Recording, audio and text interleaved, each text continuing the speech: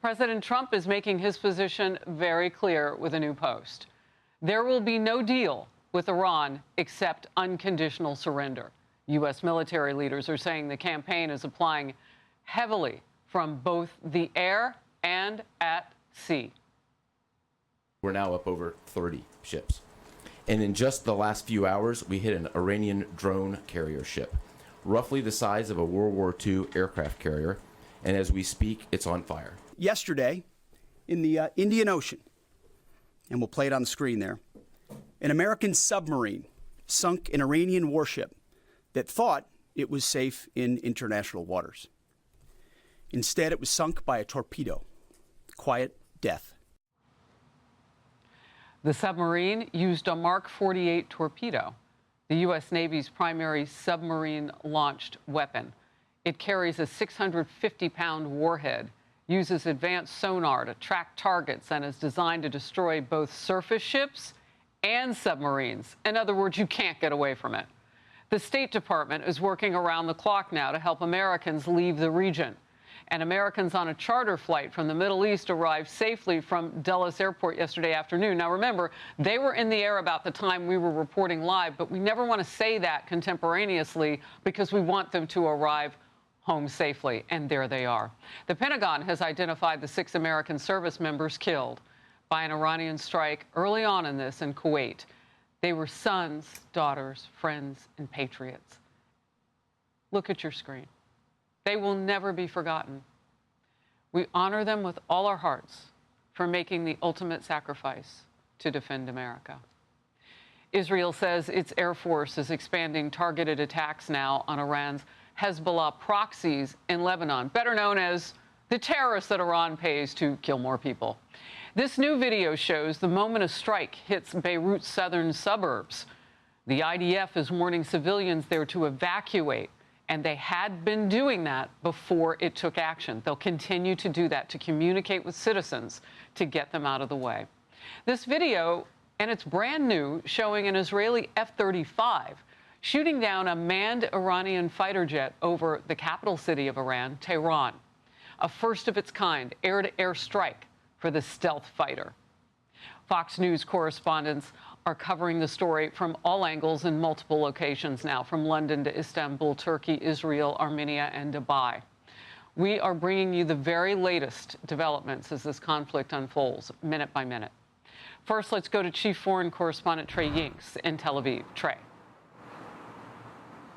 Harris, good morning. We're learning some new details from the Israelis about a strike overnight that involved 50 fighter jets and 100 munitions targeting the bunker of Iran's former supreme leader. A senior Israeli official telling Fox News these strikes overnight went after the underground bunker that the Iranians spent years building, but they say whenever the Ayatollah was killed over the weekend, he didn't make it to the bunker. He was above ground. This is new information, but you see the power of these strikes here as they drop more than 100 munitions on this location to ensure the Iranians aren't able to use these facilities in the future. It comes as Israel's Prime Minister Benjamin Netanyahu is holding a new security assessment today with his top leadership here as the Israelis enter into the second phase of this war against Iran and its proxies. Overnight, the Iranians launching new ballistic missiles into Israel using a cluster munition to try and rain debris down on the population below. We saw as some of those missiles overshot their targets, slamming into the Mediterranean Sea.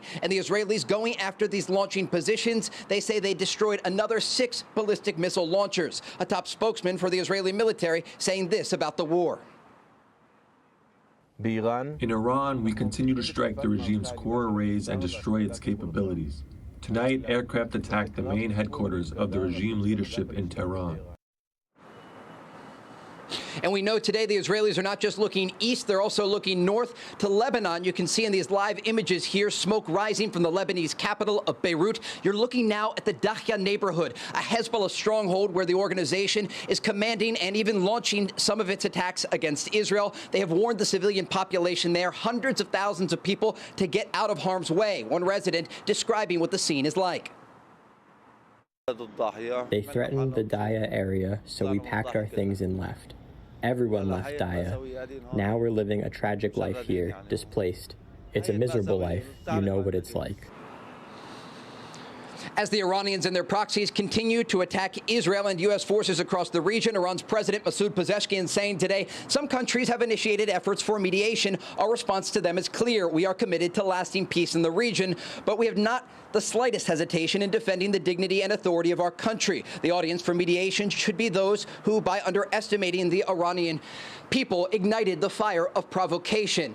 Iran's president does not mention his country's expanding ballistic missile program or their pursuit of a nuclear weapon, but President Trump responding today saying there will be no deal except unconditional surrender. Harris. Trey, as the sun sets there, we're getting so much more video in, so I'm going to share that with the audience now. Great reporting. Thank you. Good to see you, my friend. So this is just coming in, and you can see smoke rising over Tehran. You'll be able to see that momentarily as both the U.S. and Israel continue strikes from the air on terror targets. So this was that original point of view of Israeli pilots. And the capital city, with that smoke rising now, through the hour, we will bring you these new images as we get them. And I'm going to ask my team to pop that up as soon as we get it in, because I didn't see it. There it is. Okay. I am joined now by my next guest. I want to get to this. Nations around the Middle East are on high alert, as we are here at home. Iran is attacking them. The radical Islamic Republic launching new strikes on Gulf states today, and Iran is going after our U.S. embassies across the Middle East. In fact, the U.S. embassy in Kuwait is now closed following Iran's drone strikes there. Iranian media reporting new attacks on Bahrain's capital. The building that houses the Israeli embassy was targeted there. And Qatar says Iran has now attacked its navy. Now, remember, these are countries that Iran might have thought were, if not neutral, friendly. They're hitting them. Iran rapidly expanding now the conflict, aiming at 12 countries and at least 2 territories that we know of. It's getting bigger by the hour as they desperately shoot out in every direction. Here's what Brett Velikovich told me yesterday. Iran's strategy has always been this death by 1,000 cuts, launch a few drones here, arm a proxy militia there, threaten shipping lanes somewhere else. But that strategy only works if the United States hesitates, which we've always done before. But we are done abandoning our red lines. And President Trump with this offer to Iran's Revolutionary Guard. You're going to have a chance after all these years to take back your country. Accept immunity. We'll give you immunity. And we'll be giving you really the right side of history, because that's what it is. So you'll be perfectly safe with total immunity, or you'll face absolutely guaranteed death. Well, there's no confusion about that. Chief international correspondent Steve Harrigan is in northern Armenia, not far from the border there with Iran. Steve. Harris, you're pointing out a couple of things. First of all, the range of the attacks by Iran since this conflict began, targeting and hitting at least 12 countries so far, and also targeting what could be seen as friendly countries, most recently Azerbaijan, this country just on Iran's northern border, targeted by Iran on Thursday with a drone strike. Both countries Shiite Muslim nations, yet Azerbaijan being targeted, those drone strikes exploding in an international airport, wounding 4 and causing some serious infrastructure damage. The response from Azerbaijan has been fierce. The president saying there will be retaliation. Here's the president of Azerbaijan. Our armed forces, the Ministry of Defense, the State Border Service, and all other special forces have been brought to level 1 mobilization and must be ready to conduct any operation. Now, part of the reason for the attack by Iran on Azerbaijan could be the close economic ties between Azerbaijan and Israel. Azerbaijan also a large supplier of crude oil to Israel, but a larger concern as well. There are about 25 million ethnic Azerbaijanis who live in northern Iran. That's always been a concern for the regime in Tehran. Harris, back to you. All right, Steve, and I want the audience to see this. It's that black smoke rising over the capital city of Iran now. This was just into us moments ago, and now we've got it queued up to show you. And it's important that you see this because this is the seat of where they would be if they could gather whatever government they might put in place. Now, we know they've got an underground bunker, and our forces are going after that. But remember, when forces killed the Ayatollah Khomeini, He was outside the bunker. If you hit that bunker, I don't know how they're going to hide everything. I'm sure they'll find ways. It's their country. But we are way inside their game right now. In Focus now, retired Lieutenant General Keith Kellogg, former special presidential envoy for Ukraine for President Trump, and former acting national security director. General, great to see you this morning. So we are hearing about a push now that's a little bit different than what we had been. I mean, as you see that smoke rising over Tehran, what does that tell you about this mission? Yeah, well, it's good to be with you, Eris. Thank you very much.